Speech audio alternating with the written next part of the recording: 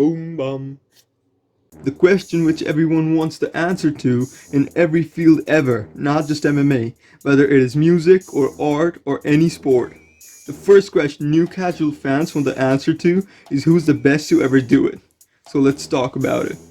I have broken it down to two categories. Number one, legacy, by which I mean who were the more skillful fighters to grace the octagon, and ones which had this air of invincibility.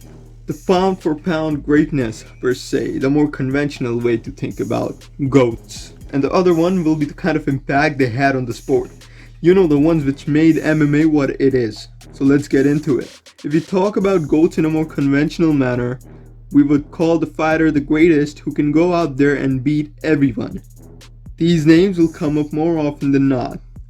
Daniel Cormier. You know, a beast of a fighter at light heavyweight and heavyweight, in multiple organizations too.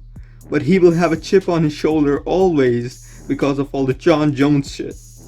Then GSP, 100% the greatest welterweight of all time. I made a whole video about him, you can go check that video out. The link will be in the description below. He was an absolute role model and a great fighter. It's hard to deny him as the greatest of all time. Anderson Silva, beast.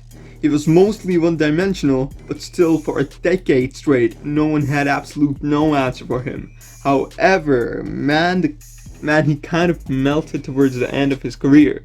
So I don't know about him being the greatest of all time. DJ Demetrius Johnson, my man, Mighty Mouse. After his loss to Dom Cruz, he made such changes to his game, he just went on this run. Just pure dominance, but did he really have that caliber of fighters against him? That's the question. Maybe not. I mean, maybe not. Triple C beat him too, so I guess not him.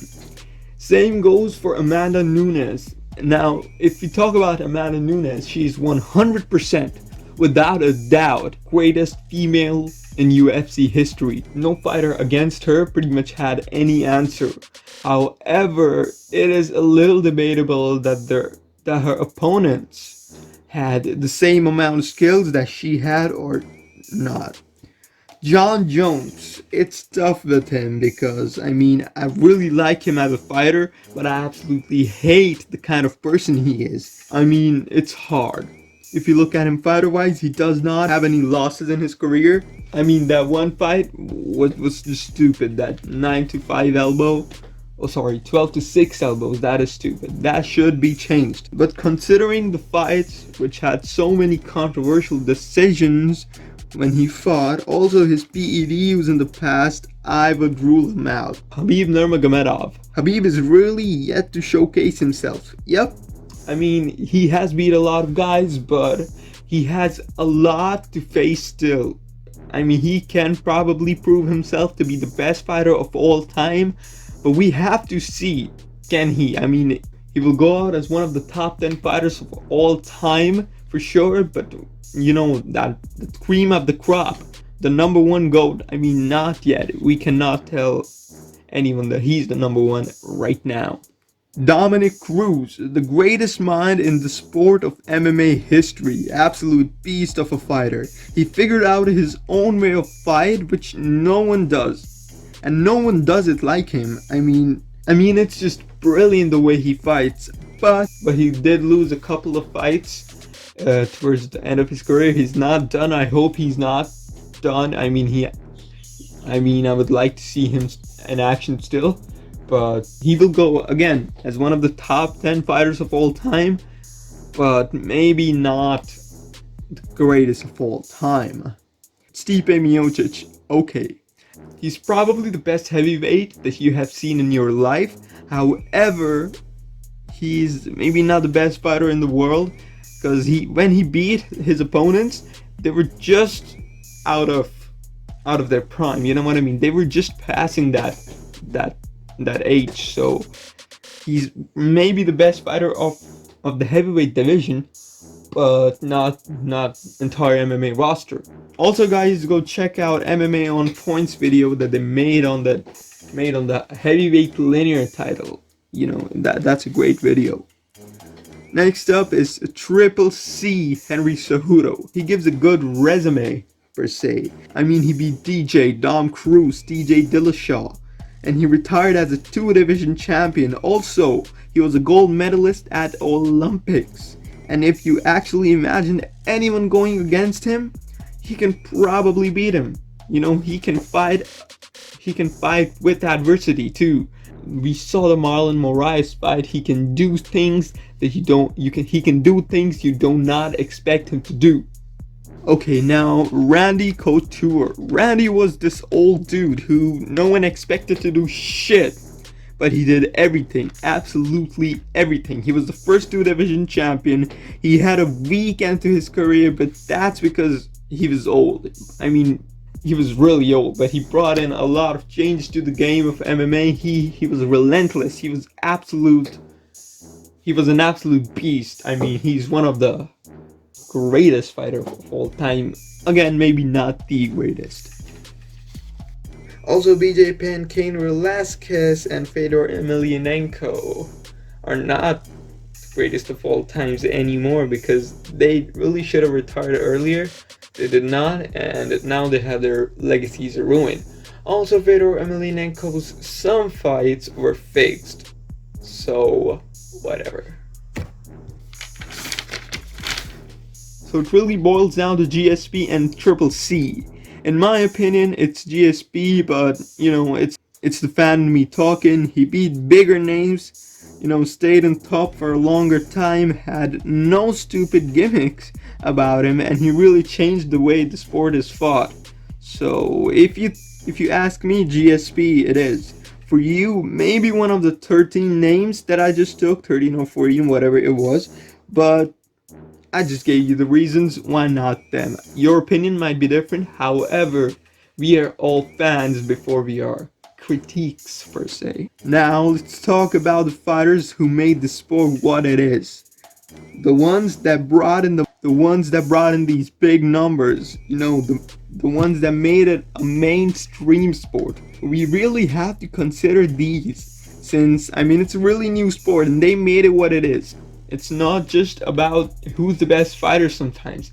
It's also about who made the sport what it is. Because if these were not active, we would never be talking about the other GOATs. Again, also here you cannot just pick one because different time, different things. So the first guy is Royce Gracie. I mean, he really brought in these numbers. He did not look like a typical fighter. You won't be intimidated by him. However, he dominated over the first couple. By him, however, he had this dominance over the first couple tournaments in the UFC. I mean, he really did not look like a fighter, and that's what sold so many numbers for him. Next up, Chuck Liddell. I mean, he was the opposite of Royce Gracie, and he came in like at least 10 years after Royce retired. But, you know, he looked like a cage fighter, man. He looked like this angry, mean person who will beat you. Contrary to the first one, I mean, this is the irony. That sells and this sells too. Pretty amazing. Now, Brock Lesnar. He brought in a lot of eyes from WWE. I mean, you can say whatever you want to about him, but he sold millions and millions of pay-per-views, which was unheard of at that time. I mean, if you compare anyone's numbers back then to his numbers, they are insane. The WWE factor really pushed UFC and MMA to what it is today. He brought in so many eyes, but I don't think that he gets the credit he deserves. Chael Sonnen, man, he brought drama. That was new, and he brought more tension in his fights. You know, he brought in this bad guy, good guy story to the fights, which attracted casual and new fans before him. You know, he sold a lot of things, and there was no shit talking before him. Let's go. I mean, let's go, bad guy. I absolutely love Chael Sonnen. I love him when he's a bad guy. I love him when he's Uncle Chael. I think he really changed how the other fighters looked at promotion of a fight. You know, that's where he really shined. He brought so many numbers as well. It's crazy. Now Ronda Rousey too. I mean, she was like this really pretty person who would, eat you alive. At least, back in the day, that was her fucking aura.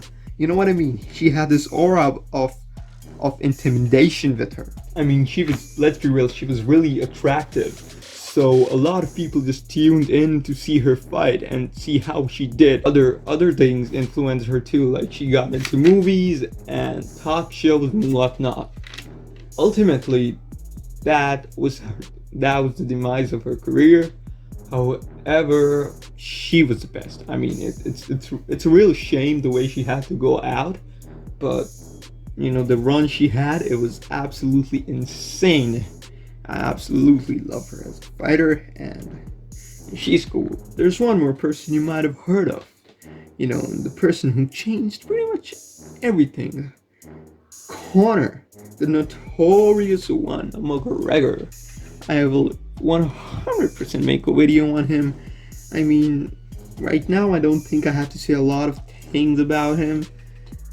3 words are pretty much enough. Conor, the notorious one, McGregor.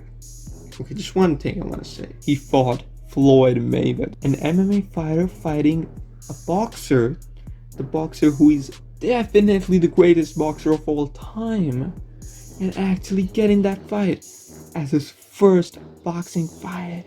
Shit. Also, man, Conor McGregor can also be the GOAT in a more conventional way. The way the other guys are.